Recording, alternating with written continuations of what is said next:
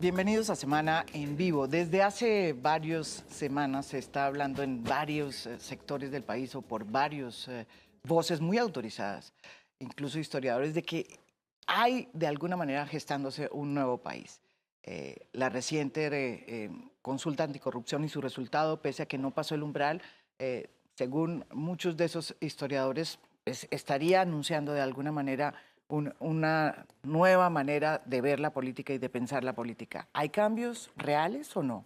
¿Hay realmente un nuevo clima que augura el surgimiento de un país que podría haber sido gestado a partir de los acuerdos de paz? Ese es el gran tema de hoy en Semana en Vivo y por eso he traído a 4 personas que han trabajado mucho ese tema y la idea es profundizar un poco más y no quedarnos en la coyuntura. Bienvenida aquí, María Emma. Gracias. ¡Al fin! Al fin. Sí.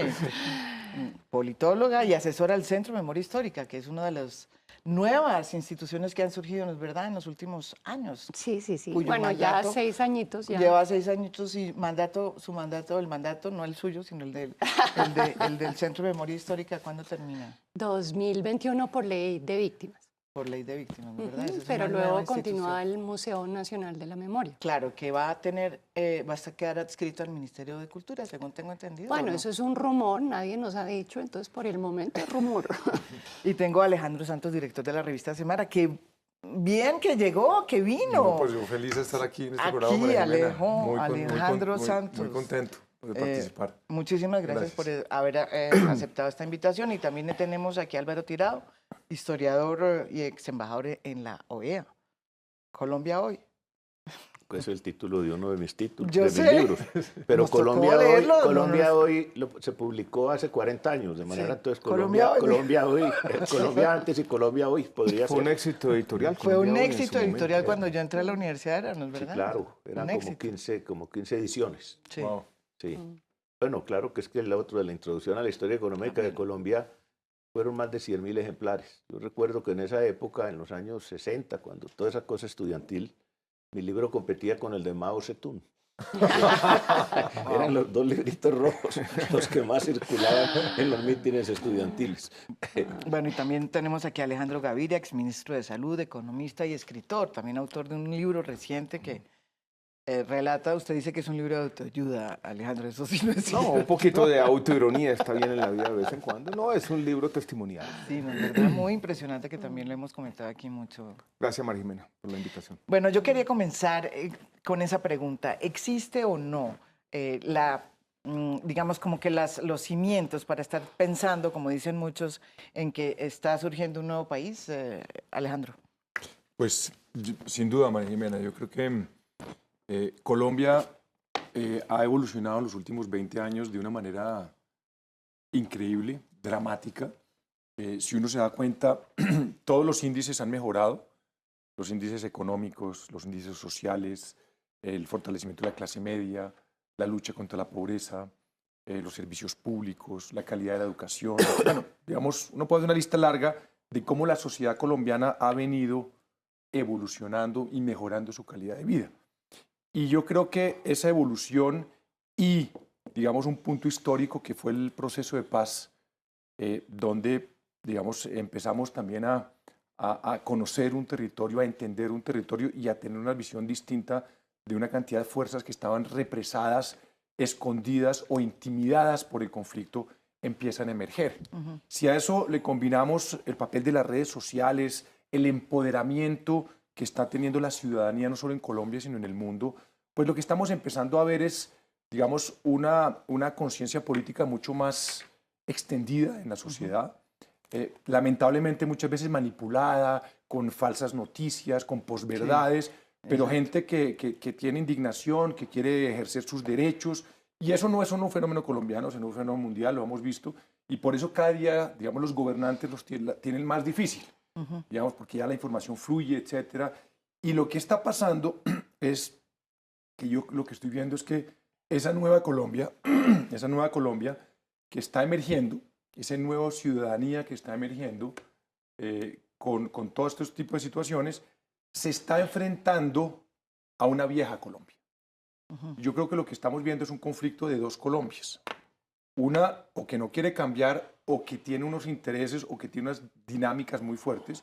La Colombia del narcotráfico, que pues ya no tenemos 200.000 hectáreas de coca y se está volviendo un problemonón para el financiamiento de los carteles y para el tema de consumo, que ya estamos viendo el tema de los microtráficos, es el problema más grave en las ciudades. Y está haciéndose un problema del territorio, de cómo entendemos el territorio y cómo vamos a incluir a un territorio históricamente marginado y victimizado en el desarrollo económico, social y político. Y ahí está generando unas tensiones muy fuertes. Y yo creo que el Estado y en general la política, que es la que tiene que empezar a resolver esas dos Colombias con confianza, con legitimidad, con resultados, con ejecución, pues se ha visto muy a gatas. Y en las regiones la institucionalidad es muy precaria. Estamos viendo la imposibilidad de proteger la vida de los líderes sociales. Por ejemplo, que eso, yo creo que ese conflicto entre la legalidad y la ilegalidad de Colombia. Entonces estamos, yo creo que en esa transición donde la última gran elección de casi 12 millones de votos de colombianos ya es como una especie de mayoría de edad. Sí, que es con madurez. De madurez de esa ciudadanía que está diciendo, bueno, pues puede que haya unas maquinarias, puede que sigan existiendo y eso seguirán existiendo. Pero aquí la gente que está empezando a votar más libremente y entendiendo más las cosas es más grande. Y eso va a cambiar radicalmente, creo yo, que va a empezar a cambiar la política, que es de lo único o de lo poco que no ha evolucionado en Colombia. Los partidos están colapsando, la agonía, el desprestigio, y por eso pues espero que frente a eso, y con esto termino, es que Duque, siendo un presidente joven, que ha dicho que quiere cambiar la política en Colombia sin mermelada, sea capaz de que no quede víctima de esas dos Colombias, que es lo que le está pasando, que es, por un lado, unos políticos y un Congreso que siempre ha estado acostumbrado, ya sabemos, a la mermelada y a los puestos, pero otro lado, una ciudadanía que está diciendo, bueno, ¿cuál es mi espacio? Yo aquí estoy, me acabo de expresar y vienen más elecciones. Entonces, ahí Duque creo que va a tener que despegar todas sus bases de liderazgo de esa nueva Colombia. María Emma. Bueno, no, yo como vengo de memoria histórica, Es tengo correcto. como... Yo siento que efectivamente, como en Colombia suele suceder, hay una Colombia que se vislumbra distinta, que tiene una ciudadanía mucho más fuerte, pero también hay una Colombia anclada en unos rezagos y en unas dificultades terribles. Es decir, están las dos Colombias. En términos de memoria histórica, voy a hablar ya Claro, de mi usted, campo. yo sé que usted mi que campo. vino aquí con el... Siento lo siguiente, siento que la memoria se volvió parte de la agenda de la ciudadanía, es decir, memoria y ciudadanía están imbricadas en este momento y uno va por los territorios y hay una cantidad de iniciativas de memoria y la gente no está dispuesta a bajarse de su reclamo de queremos verdad, queremos memoria, queremos saber responsabilidad, quiénes fueron los responsables. Es decir, eso ya camina solo con el Centro Nacional de Memoria Histórica, fortalecido o no. Es decir, hay una ciudadanía que reclama verdad, justicia y reparación. Ese lenguaje no es un lenguaje solo de las agencias internacionales, sino de los colombianos en general. Y alrededor de la memoria, entonces yo veo como distintas posturas. Hay gente que dice, pasemos la página y no hablemos de la guerra, qué pereza, la nueva Colombia no necesita hablar del pasado, miremos para allá. Y hay otros que decimos, hombre, uno tiene que aprender, ¿sí? De lo que pasó. De lo que pasó, pero reflexivamente. Y entonces ahí es donde viene mi preocupación y un poco mi duelo. Y es que parecería que la guerra fue hecha por ángeles, todo el mundo impoluto, aquí todos impolutos, ¿no? Angelicales, con unos discursos heroicos, de lado y lado, sí. porque La bueno, guerrilla, ya las como FARC. estoy de salidita, entonces puedo decir todo lo que pienso sin filtros, ¿sí? Entonces uno mira libros producidos por las FARC, de la guerrilla, y uno dice, no, pues Heroicos, qué ángeles. Narrativas heroicas. ¿No? Era Y uno va narrativas y heroicas. mira al sector seguridad con el que trabajé y respeto, pero hay unas corrientes que es victoria, victoria, victoria. Perdón, voy a decir algo que me dolió en el fondo. Le entregan 10 informes a la Comisión de Esclarecimiento sobre las FARC. demostrando el demonio que fueron las FARC. Sí, señores, pero es que uno hace memoria también para mirarse el ombligo y para ver los lunares que uno cometió, porque la memoria es pedagógica siempre y cuando la gente esté dispuesta a decir, reconozco mis errores. La academia tendrá también que hacer su retrospectiva y mirarse y ver cómo operó y cómo generó ciclos de violencia, pero aquí no podemos pasar la página y decir que aquí no pasó nada, porque lo que pasó fue muy grave. Y, perdón, y con esto termino, las organizaciones criminales de tercera, cuarta, quinta generación, como las queramos llamar, las que actúan hoy en día, ¿dónde aprendieron sus repertorios? ¿Sí? ¿Dónde? En la guerra, digamos, el conflicto armado tradicional. Entonces, si no hacemos como una retrospectiva, ¿cómo vamos a saber que el conflicto ahora es distinto al que teníamos? Yo creo que es distinto. Es distinto, sí. Pero hay vasitos comunicantes. Las organizaciones criminales no operan, el narcotráfico no opera solo. Sí, hay unas redes de corrupción y de alianzas perversas en los territorios que explican por qué hay unos liderazgos absolutamente amenazados y asesinados por todo el país. Entonces, mirar hacia atrás es poder hacerse preguntas sobre sistematicidad, sobre quiénes están detrás y cómo operan esas alianzas criminales en los territorios, cómo hay una crimilegalidad, es decir, a mí que me pongan la legalidad acá y la ilegalidad acá, yo sí te digo, mira, eso está demasiado sencillo para un país tan complejo como Colombia. Con 54 años de guerra. Sí. Eso no es crisis. 54 años de guerra borra esa y línea. la legalidad está conectada con la ilegalidad, de mil maneras. Entonces, yo reivindico que miremos al futuro, pero no olvidemos el pasado, porque el pasado nos puede mandar una imagen de nosotros mismos que necesitamos mirar. Claro. Para poder definir los problemas que tenemos, para identificar los problemas que tenemos que afrontar. Hablando de eso y haciéndole la pregunta también a Alejandro Gaviria, hay que reconocer que el Centro de Memoria Histórica, además de todo lo que ha hecho para que la memoria sea parte del reclamo ciudadano, es muy importante porque ha hecho un seguimiento para mostrar el impacto de la guerra. Hay cerca de 80.000 desaparecidos. O sea, en la última informe que hace el Centro de Memoria Histórica, el impacto de la guerra fue brutal. Si son 262.000 muertos, víctimas, pero además es el conflicto que más desaparecidos ha producido en el mundo. Que es una cifra impresionante, son 80.000 desaparecidos. Entonces eso también es interesante, o sea, es un conflicto que se deja... 37.000 secuestros. Y 37.000 secuestros, en fin, hay unas cifras que uno las ve y dice, uy, esto realmente nos pasó. Alejandro. Dos Alejandros, Alejandro Gaviria. Gracias, María Jiménez, con el saludo nuevamente. Lo que nos está diciendo María Emma es que podemos imaginarnos una buena Colombia, una nueva Colombia. Pero no podemos olvidar el pasado. Y la nueva Colombia tiene que estar construida sobre ese reconocimiento. Me acordé cuando estabas hablando, María Emma, de una frase de por allá, la novela americana de Joseph Conrad, que decía algo así: para que la vida sea amplia y llena, tiene que guardar buen cuidado del pasado y del futuro en cada momento del presente. Y ese es el desafío, ¿no? Guardar cuidado del futuro es esto, no olvidar. Porque la gente también quiere memoria, la gente quiere verdad. 220.000 muertos, decenas de miles de desaparecidos, 6, 7, 8 millones de víctimas, como las queramos contar, ¿no? Eso hace parte de, puede sonar duro, pero los cimientos de la nueva Colombia. Cualquier país que vamos a construir tiene que estar construido sobre ese pasado ignominioso. Pero yo sí creo que estamos ante un nuevo país y yo quisiera muy rápidamente, no demorarme más de la cuenta, citar 4 temas. Ya lo dijo Alejandro, el aumento de la clase media se duplicó en Colombia en los últimos 15 años, con todo tipo de consecuencias. Eso incluso complica la política, pero ese aumento de la clase media ha sido en nuestro país impresionante. Y yo creo que desde 2004, 2005 ha venido creciendo y lo ha hecho de manera sistemática.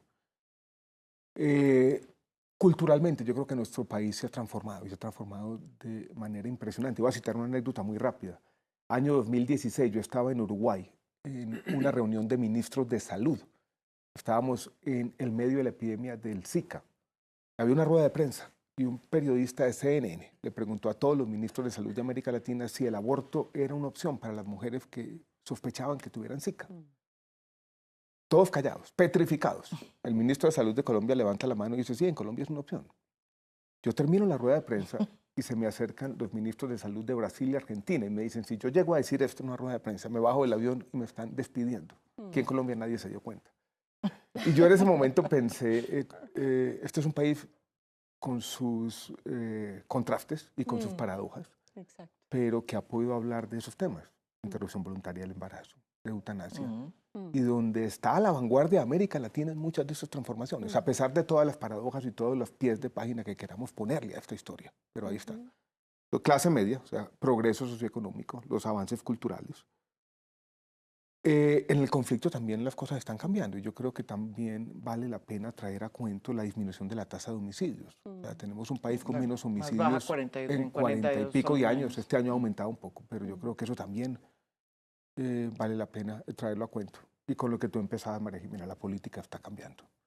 Este fenómeno de Bogotá, que está anticipando lo que va a pasar en el país, este poder del voto de opinión, esta movilización ciudadana que nos dejó sorprendidos a todos, yo creo que augura que la política en Colombia va a ser muy distinta en los años por venir. Pues yo no soy historiador, aquí nos dirá Álvaro la opinión, pero hay una frase de Colombia Borges, hoy, ¿cómo está? hay una frase de Borges que me gusta mucho que dice, la historia es pudorosa, suele esconder sus fechas esenciales. Pues no sabemos si tenemos este año 2018 un punto de inflexión en nuestro país. Hay más continuidad de la que uno siempre cree. Yo Todos creo, estos ¿no? procesos son Parecería. incrementales, superpuestos. Pero yo creo que sí hay una realidad socioeconómica, sociológica, cultural y en los temas de conflicto y política distinta hoy de la que tenía este país hace 15 años. Bueno, La palabra yo del historiador, por favor. Yo estoy de acuerdo con todo lo que se ha dicho y lo trataré de no repetir. Se han anotado cosas muy importantes. Yo diría, digamos, acudiendo a un gran historiador francés que hablaba de fenómenos de larga duración, corta duración, etcétera. Y por supuesto no me voy a ir hasta la independencia ni hasta Cristóbal Colón, pero digamos, tomando los últimos 40 o 50 años, es indudable que este país ha tenido unos cambios extraordinarios. Mire, muy por encima, y a más de los que se han citado hasta ahora. Por ejemplo, los cambios que ha habido aquí en la economía, el tamaño de la economía, lo que ha crecido el comercio exterior. Mi primer libro lo hice hace 50 años y recuerdo que el problema de Colombia eran las divisas. Colombia exportaba 700 millones de dólares. Y hasta aquí. Esas son cifras que ya, es decir, esas son cifras de chichiguas, como se dice, con relación a la magnitud de la economía, el comercio exterior, todo ese tipo de cosas. Se ha citado ya el caso de la educación, el problema, el asunto de la urbanización, etcétera. Esos son unos fenómenos que tienen, digamos, un espacio. Debe ser alguien que no le gustó lo que estoy diciendo. No, es ya empezaron a protestar. Es parte del cambio, Álvaro. No, Exactamente, el los teléfonos internet, celulares todo eso. Segundo, aquí ha habido unos cambios muy interesantes culturales y políticos. Culturales ya lo has dicho, pero a riesgo de repetir, por ejemplo, este es un país es un país que es un laico, bastante laico. Eso no sucedía en este país y eso, para los que pensamos en esa forma, pues es un gran avance de modernidad. Pero no solamente eso, es un país multirreligioso, para bien o para mal. Aquí había una sola institución religiosa, aquí hay una multiplicidad. Aquí hay la aproximación a la vida sexual. El matrimonio. Ahora es un fenómeno que no es solamente colombiano, sino es moderno. Pero las parejas conviven, es decir, todos esos cambios casadas, son sí, exactamente. Por lo católico. No, y sin lo católico. Por eso, la conviven. convivencia, exactamente. Ahora, hay fenómenos muy importantes. Ya lo han citado aquí, pero yo quiero volver a decirlo. Este país por fin está reconociendo su territorio, que hasta hace poco, hace 30 años, llamábamos territorios nacionales a la mitad del país. Ahora sabemos por la dinámica. Son las zonas de conflicto, son zonas de posibilidades, etc. Ha reconocido, empieza a reconocer algo que no se negó ostensiblemente como en los países donde hay apartheid. la diversidad racial del país. Tenemos unas comunidades afro. Este es el segundo país latinoamericano de población afrocolombiana. Otra vez, la visión con que se le mira al indígena. ¿Pero es suficiente? No, pero todavía? están empezando, han salido a flote. Por otra parte, hay unos fenómenos muy interesantes, unos que acaban de venir, y no porque por la dinámica colombiana. Yo citaría la política exterior colombiana. Tenemos un fenómeno que es gravísimo, el fenómeno de la migración venezolana, por ejemplo. Eso no lo buscamos, pero es un fenómeno nuevo y que va a tener efectos muy grandes. La política exterior colombiana. Que fue por allá de bajo perfil. En el gobierno anterior, y no voy a hacer juicios de valor sobre el gobierno, simplemente nadie podrá negar que Colombia estuvo en el centro. Era la niña mimada de la política exterior con el proceso de paz. Ahora hay interrogantes fuertes. Otra vez vuelve a surgir el narcotráfico en una forma muy grande. Hay contextos internacionales, cómo se va a manejar eso con los Estados Unidos, etcétera. Una tercera cuestión que yo quisiera anotar, y es que sí ha habido cambios políticos. Es que a veces no los percibimos.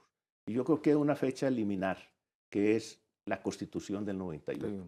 La Constitución del 91 cambió los parámetros políticos. Se ha desarrollado en parte y falta muchísimo por desarrollar en los elementos que he citado hasta ahora y en otros muchos. Y hay fenómenos muy, muy nuevos que yo quiero anotar de cambio. Y vamos a ver hacia dónde van. Es la oposición. En este país realmente durante la Unidad Nacional no hubo oposición. Hubo guerrillas contra el sistema. Y hubo por allá el MRL, que duró 2 o 3 años mientras se integraba al Partido Liberal, y la NAPO mientras se desintegraba por mala administración en los consejos municipales y otros asuntos. Pero aquí era que un sector político de un lado, el otro no me dieron puestos y eso llamaban oposición. Ahora hay oposición ya distinta. Aquí va a haber una posición de derecha o de centro-izquierda y frente a otro. Ya la oposición es más politizada y en el sentido positivo de la palabra. Menos burocratizada. Entonces todo esto conlleva a algo que planteaba Alejandro. Es el crecimiento, la modificación en todas estas cosas que efectivamente ha existido. ¿Cómo va a responder la estructura política a ese estamos desajuste? A la altura de los cambios que se avecinan. No se puede negar que en Colombia ha ido adaptándose, pero quedan unos cambios impresionantes para hacer. Por ejemplo, se ha adelantado muchísimo. Una cosa que es invaluable, el proceso de paz. Pero el proceso de paz no está concluido. La prueba es que se habla si es que esto es paz o un reciclaje de la violencia. Ese, por ejemplo, es un interrogante, sin negar lo que se ha avanzado en ese campo. Segundo, las cuestiones territoriales. Volviendo a los nuevos fenómenos que hemos descubierto tardíamente. ¿Cómo integramos a la población afrocolombiana? ¿Cómo llegamos, por ejemplo, el mar del siglo XXI es el Pacífico? Pero es que fuimos primero a Tokio y no hemos ido todavía a Buenaventura. ¿Cómo esa zona la integramos al país? ¿Cómo integramos la mitad del territorio nacional? Donde precisamente se están dando conflictos. Hay interrogantes, ahí hay cosas positivas. ¿Alguien quiere decir algo antes de irnos a una pausa? Ale. Un temita frente al tema de, digamos, que hay una gran vulnerabilidad. Yo lo que siento es que hay una visión cuando uno lo mira en perspectiva un poco más optimista. Porque el presente, y dada un poquito la dinámica de la vida colombiana, tiende a la gente que ve todo de una manera apocalíptica. Siempre hay unos, digamos, caballos del apocalipsis cabalgan alrededor de la gente. Entonces, que Petro va a llegar al poder y se acabará Colombia, que Uribe va a llegar y va a acabar a Colombia, que el tema de la economía, y siempre está uno como si fuera caminando al filo de un abismo. Entonces la sensación permanente, claro. Y si no es la elección, es la economía, y si no es la economía, hasta que llega la selección Colombia y todos nos abrazamos y otra vez. Y ese es el día a día de Colombia.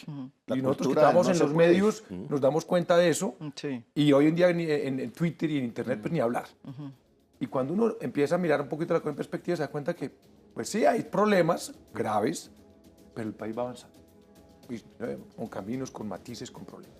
Pero digamos, esa nueva Colombia que empieza a emerger, que hemos planteado, creo yo, y ahorita pues lo podemos hablar, tiene una gran vulnerabilidad. Lo que yo veo es una gran vulnerabilidad. Una gran vulnerabilidad. ¿En qué muchos sentido, aspectos. Alejo? ¿En qué A ver, aspectos? concreto. Uno, en las conquistas de la clase media. Esas conquistas de la clase media, hay una clase media vulnerable que puede empobrecerse nuevamente. Con unas nuevas reformas tributarias, en Se fin. puede empobrecer si no hay una política social fuerte, inclusiva y bien planteada. Segundo, el tema del impacto de la migración venezolana.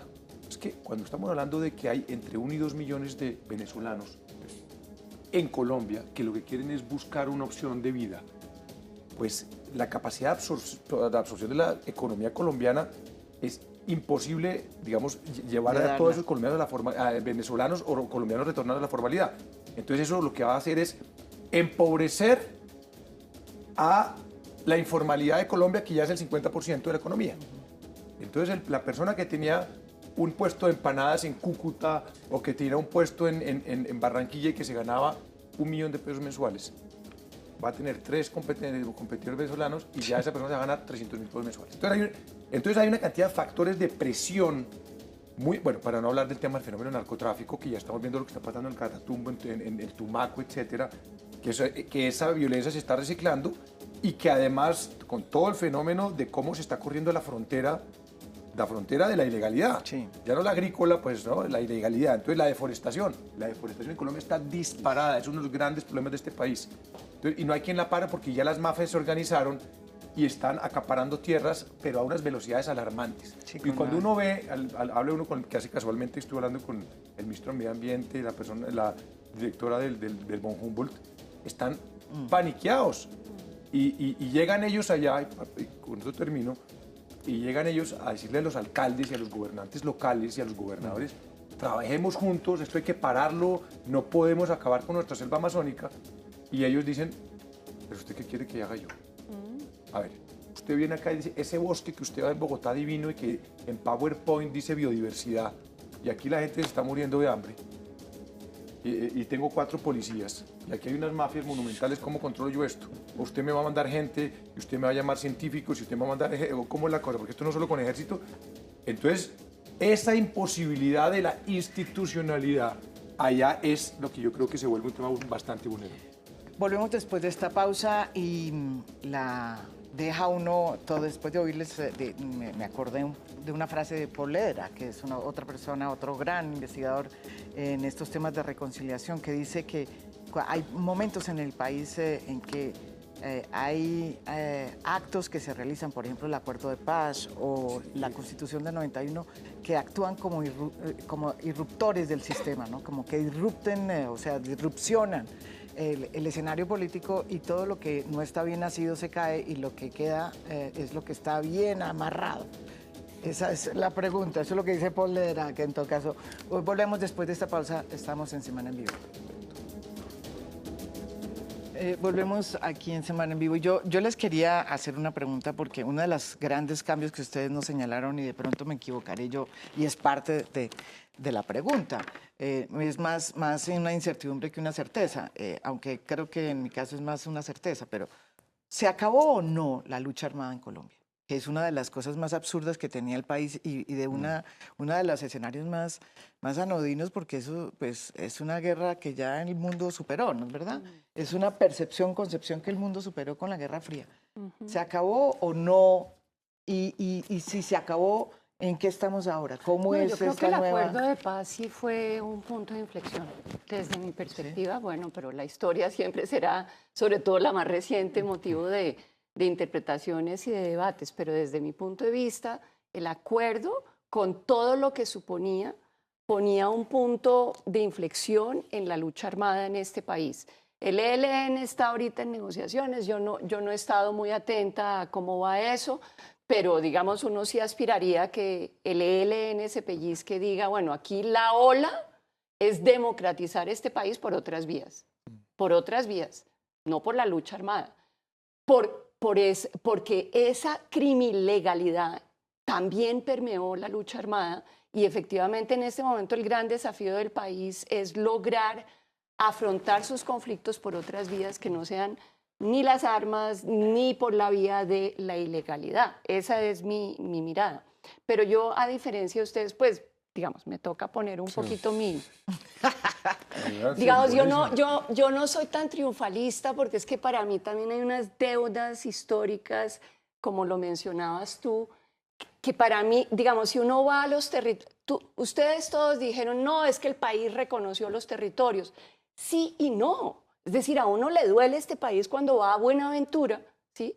Y entiende que el paro cívico que se da es porque la gente está hasta el tope y porque la intervención estatal, tanto a nivel local como nacional, ojo, no solo local, porque entonces sí, lo local es terrible, pero lo nacional es maravilloso, ha tenido unas intervenciones que uno dice, pero ¿en qué país viven estas personas? Dios mío, con las mejores intenciones. Una vez le oí a Alejandro decir que el camino al cielo está plagado, bueno, usted... Una frase famosa, ¿no? No es mía. Sí. Bueno, Alimentada de buenas intenciones. sí, de buenas intenciones. Será de mi director espiritual.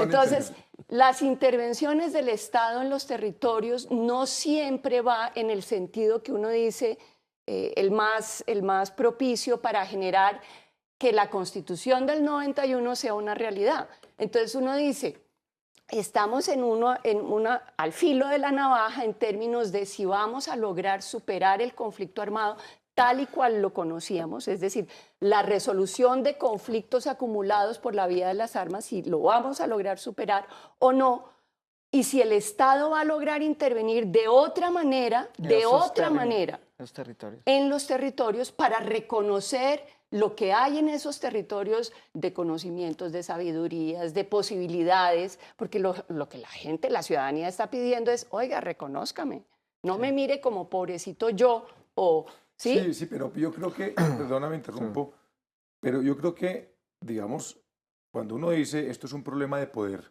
y la guerra ha sido un problema de poder en Colombia, pues no podemos desconocer que la Constitución del 91 es el contrato social pues más grande que se ha hecho, yo creo que en América Latina. Es que Y maravilloso. pero entonces lo que quiero decir es, esto no basta, digamos, aunque es primordial, con poner en una mesa a todo el mundo, decirle, estas son las nuevas reglas del juego, que fue lo que pasó en el 91. O sea, más diverso y una constitución que decían que era para ángeles, como lo dijo Víctor Hugo en el siglo XIX, que llena de derechos, llena de garantías, un Estado social de derecho, donde se le da una autonomía a las regiones, lo cual tengo una visión liberal y me parece que esa es la vía donde se crean unas nuevas instituciones. Yo digo algo de eso ahora.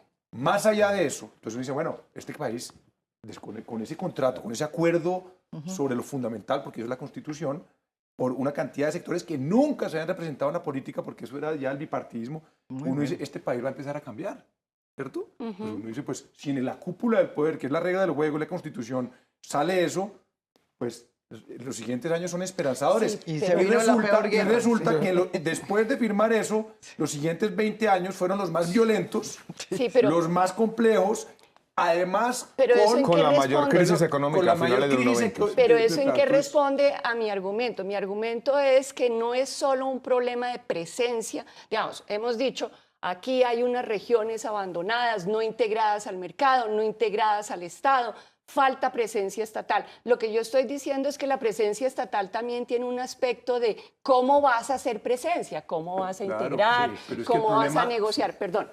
Y frente a la Constitución del 91, lo que yo digo es que hay un país formal y un país informal. Hay unas reglas formales y unas reglas informales. Yo quisiera ver la intervención del Estado más vinculada a unas reglas formales, reconociendo realmente, porque es que reconocer no es solo te doy el voto, es cómo te voy a reconocer, Claro. Sí, sí. cómo Estamos voy a de acuerdo reconocer. todos. Estamos de acuerdo. Es decir, Pero es que yo retomo, María Jimena. económicamente estamos de Alejandro acuerdo. Gaviria, espérate. Sí. La pregunta original era sobre si el conflicto se acabó. Y yo creo que es difícil porque la pregunta se vuelve un poco semántica. Pero yo creo que se ha cambiado la dimensión o la magnitud. Claro. y ha cambiado la naturaleza también. Entonces yo creo que uno se puede hablar de un punto de inflexión. Sí. Nunca va a ser completo y este es un proceso que seguramente va a tomar muchos años. Y es tan grande y tan complicado y tan complejo y tan trágico lo que pasó, que esta salida no va a ser inmediata. Eso no significa reconocer que el conflicto es distinto, que el país haya resuelto todos sus problemas. Y yo creo que aquí entre todos estamos hablando del mismo tema, que es la descentralización y la presencia parcial, incompleta del Estado en todo el territorio.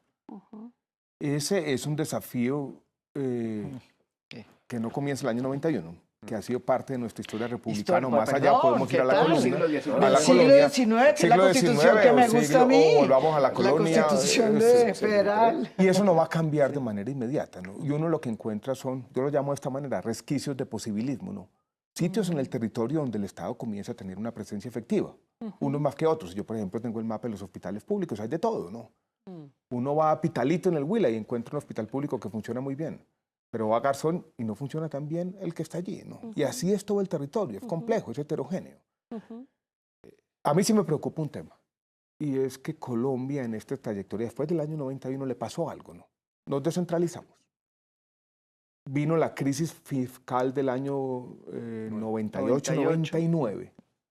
Eso se acompañó a un gran ajuste que destruyó capacidades del Estado en el territorio. Entonces, si yo voy, por ejemplo, y me encontraba como ministro de Salud, las secretarías de salud en Bichada, en el Chocó, en buena parte del territorio están diezmadas. Entonces, tenemos un Estado descentralizado, mandamos un montón de recursos donde no hay capacidades efectivas del Estado, en buena parte del territorio. Y ese desafío persiste. Y ese no es un desafío que vaya a solucionar una ley, ni una nueva constitución, ni un cambio en el Congreso.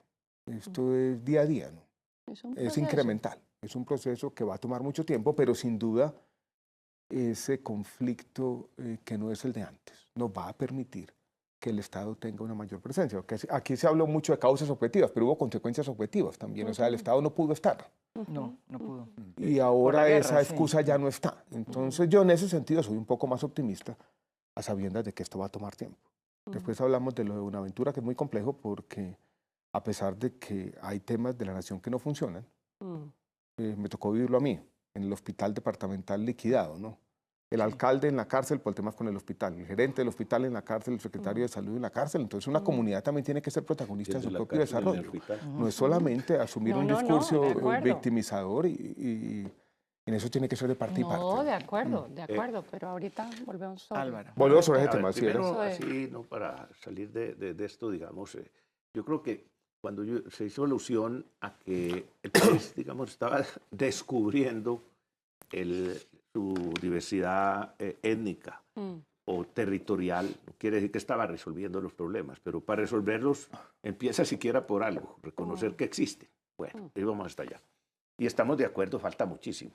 Ahora, con la pregunta que se hace sobre si se acabó la guerra o algo así por el estilo. No, no se ha acabado. No, la guerra no, sino el conflicto armado. El conflicto armado, es decir, la posibilidad de que haya más guerrillas en Colombia. No, la guerra nunca yo la veo desde este punto de vista. Es que a veces le pedimos peras al olmo. Es que aquí salimos de una parte de la violencia. Creímos que esto iba a llegar al reino de la paz. No. Entre otras cosas porque aquí, desde antes, hay muchas violencias. Hay muchas violencias guerrilleras. Fíjese, hace 20 años teníamos EPL, partidos políticos, teníamos más guerrillas que hemos ido saliendo, pero todavía subsiste. Bueno, tenemos una, ya hemos mejorado. Exactamente. Y en cuanto a los acuerdos con la paz, a pesar de todos los problemas que haya, realmente es un paso extraordinario lo que se dio en este país. Y aunque fue tan eso, sí, yo insisto en citar, han bajado el número de homicidios y de víctimas en este país, y eso es importantísimo. Así fuera solamente por eso. Pero le puedo hacer una pregunta aquí al historiador. Sí. Hablando de esto, es que, porque es una reflexión que le he oído a mucha gente, entre otras a las personas de las FARC. Dicen, mire, la prueba de que la lucha armada murió en Colombia es que hoy una persona como Petro, que es excombatiente guerrillero, obtuvo 8 millones de votos por la vía política. Sí, claro. Eso significa algo. Esto es uno de los efectos extraordinarios, entre otras cosas porque con toda esta polarización aquí hubo una imagen del guerrillero donde no solamente el que tenía el fusil, sino el que tenía ideas, incluso ni siquiera de izquierdas, a veces alternativas, se le catalogaba de... Cuando empezaron a ver exguerrilleros en el Congreso, en otras actividades, vieron que no era el diablo y que se podían precisamente, si quiere voy a utilizar un término que no es apropiado, reciclar democráticamente. Eso es así, pero hay lo siguiente, es que hay otra parte del conflicto aquí que está mediatizado por el narcotráfico. Sí. Eso mediatizó todo y corrompió todo. Y estamos viendo los efectos. Esa es otra tarea a enfrentar en el país. Otra tarea. Pero negar que ha habido avances es loco, porque sí ha habido avances fundamentales. La apertura, miren lo que pasó esta semana. Es decir, el director de las FARC, exdirector de las FARC, ahora el del partido FARC, va citado por el presidente de la República a una reunión con todos los partidos. Los hechos simbólicos son fundamentales. Por y eso yo tienen les quería efectos. preguntar, por ejemplo, ¿qué pasa con Iván Márquez en su concepto? Porque lo pregunto porque yo sí creo que eso puede ser un punto de inflexión también en todo lo que estamos discutiendo. Tema preocupante. Es un punto muy evidente, Alejandro ya lo decía, o sea, nadie sabe qué va a pasar con Iván Márquez en este momento, pero él fue la persona que firmó el acuerdo de paz, es una figura emblemática de ese acuerdo. Si él no entra al acuerdo, pues no es verdad. Y si de pronto decide irse, no sabemos a dónde, ¿qué puede pasar ahí? Porque ya para terminar, hacer una pregunta precisa y específica que yo creo que Sí, tiene que mira, digamos, a mí me parece muy preocupante lo que está pasando pues, con Iván Márquez y con el Paisa, como unos, digamos, personajes reconocidos por el país de una página de Colombia que queremos superar, que es la guerra con las FARC. Y en ese sentido, en la medida en que ellos no aparezcan y ojalá no suceda, reaparezcan de camuflado leyendo comunicados, pues sería un golpe simbólico muy fuerte contra, pues digamos, ese capítulo tan importante en la historia de Colombia que ha sido el proceso de paz. Porque, digamos, aquí lo que necesita el país, pues no solo, pues digamos, acabar un conflicto, sino que esa firma permita construir los cimientos pues, de una nueva Colombia y que permita, digamos, abrir unos espacios y que haya unos espacios de legitimidad y de confianza donde la implementación se vuelve crítica, que es donde ha habido bastantes problemas, lamentablemente. Entonces, es ese tema, digamos, en un país donde lamentablemente también la paz se politizó y generó una gran polarización con la decisión del referendo y donde se hizo política y se hizo las elecciones con base un poquito también en el sí y el no, etcétera. Pues ya que estamos pasando eso, el discurso del presidente Duque de unidad y de reconciliación, pues que es en un tono yo creo que se lo ha reconocido el país y la reunión en Palacio con todas las fuerzas, digamos, es un paso en esa dirección. Pues en la medida que los Ivanes Márquez, ex jefes guerrilleros, creen en una disidencia, pues yo creo que es un golpe muy fuerte, que simbólicamente hablando, y esperamos, pues digamos, yo lo que quiero es pues, esperar que eso se resuelva y que pues sigamos mirando para adelante. Yo complemento, Alejandro. Compartiendo, simplemente complementando. Claro que sería muy fuerte, simbólicamente. Yo creo incluso sería duro para el estado de ánimo del país. Pero lo que estaba diciendo Alejandro también tiene consecuencias. Si eso pasa, ¿quién va a volver a hablar de paz en nuestro país? ¿O cómo se puede incluso medio sostener las negociaciones con el ELN si esto termina de esta manera? Entonces, va a cerrar muchas puertas. Puede aumentar la polarización política. Puede aumentar entonces este tipo de debate sobre cómo vamos a interpretar lo que pasó con la paz y los últimos años en nuestro país. De los desafíos o de los problemas de esta nueva Colombia, yo creo que ese coyuntural a mí también es tal vez el que más me preocupa.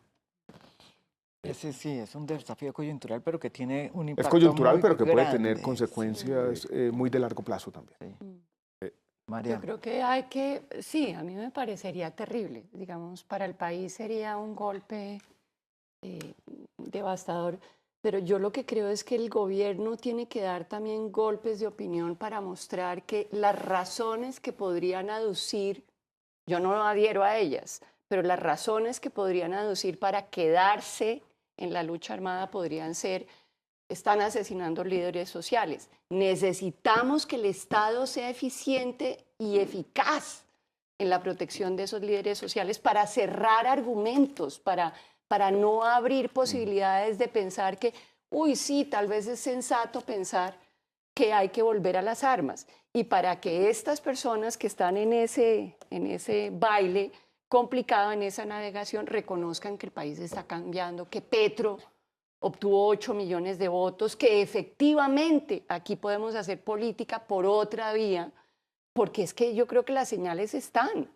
El problema es que ellos tienen que leer esas señales y que el gobierno y el Estado tienen que actuar mancomunadamente para ubicar el problema de los liderazgos sociales y de los asesinatos, claro, que es absolutamente trágico, porque es un poquito volver a argumentos del pasado y decir: no puedo hacer política a nivel local para defender el parque, yo qué sé, el agua, para defender una serie de procesos sociales porque me van a asesinar. Eso no puede ser en un país que está buscando fortalecerse democráticamente. Y lo otro también, bueno, sí, no, y lo otro es que quería preguntar, perdón, no, porque lo otro también tiene que ver con incluso un pedido que han hecho las propias Partido FARC, que es la cantidad, digamos, la falta de presencia del gobierno en el tema de los proyectos de los campesinos guerrilleros que todavía están en estas zonas.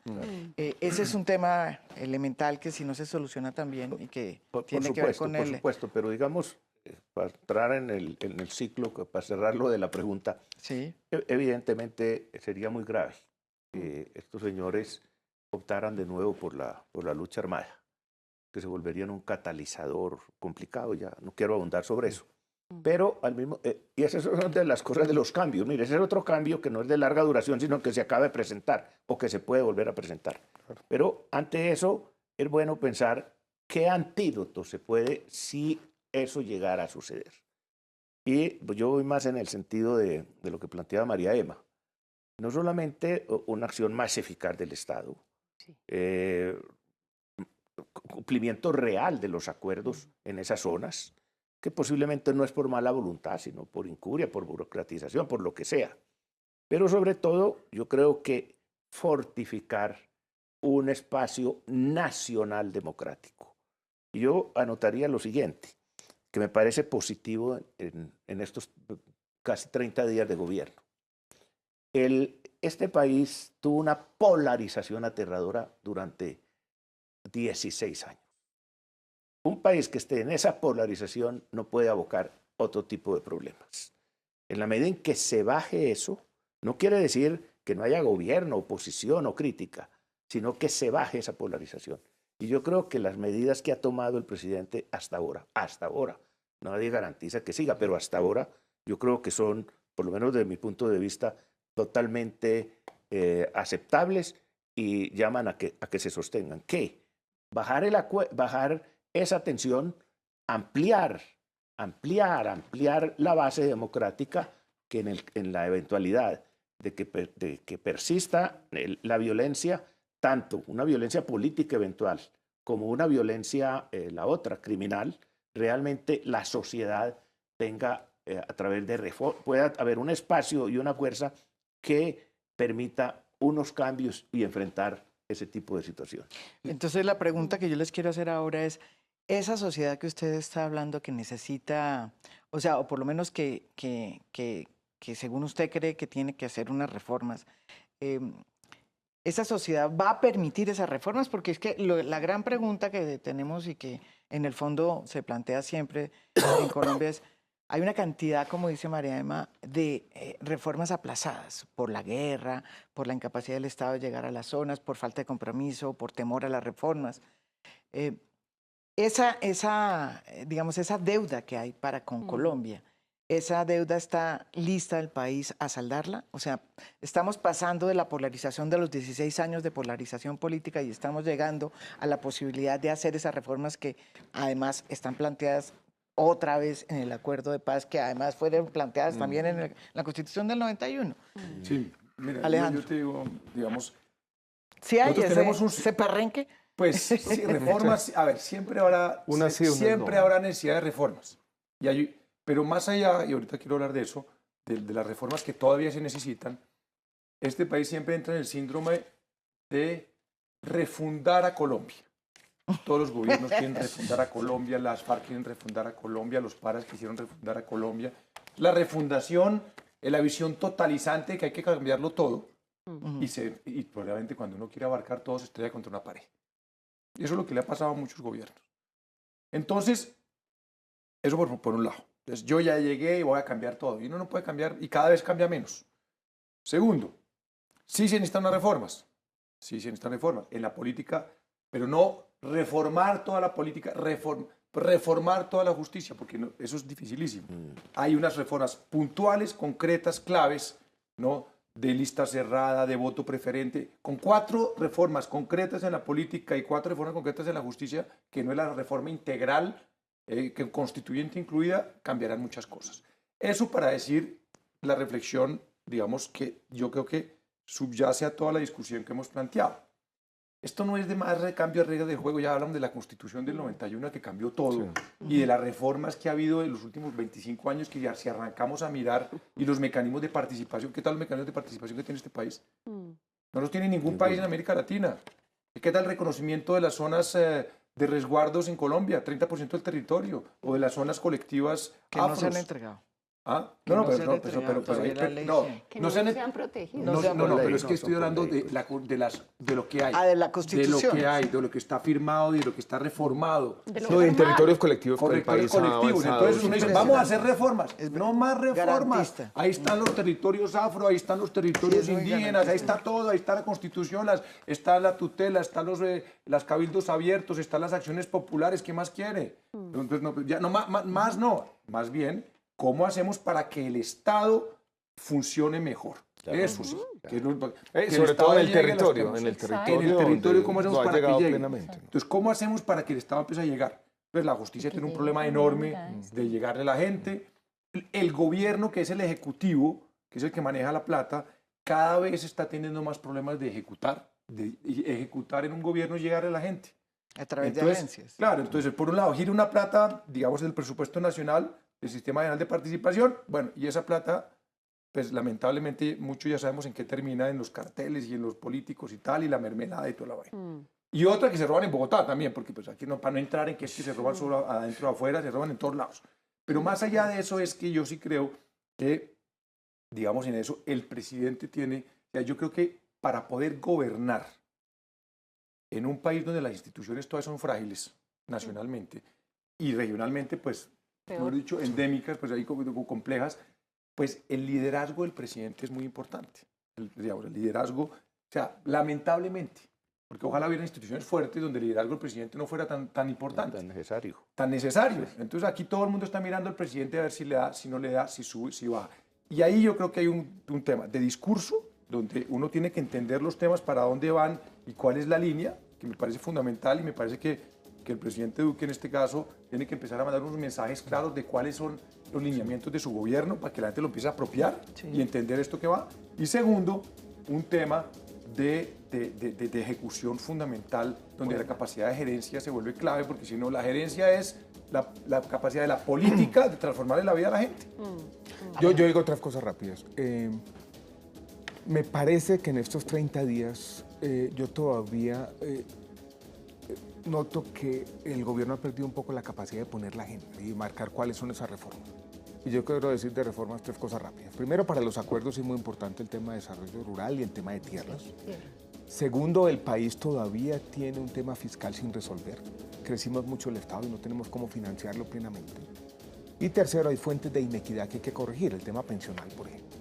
Y uno no ve cuál es la prioridad de estas reformas que necesita el país o qué ha dicho el gobierno al respecto, si las va a organizar, cómo las ha jerarquizado en sus intentos reformistas que apenas comienzan a esbozarse.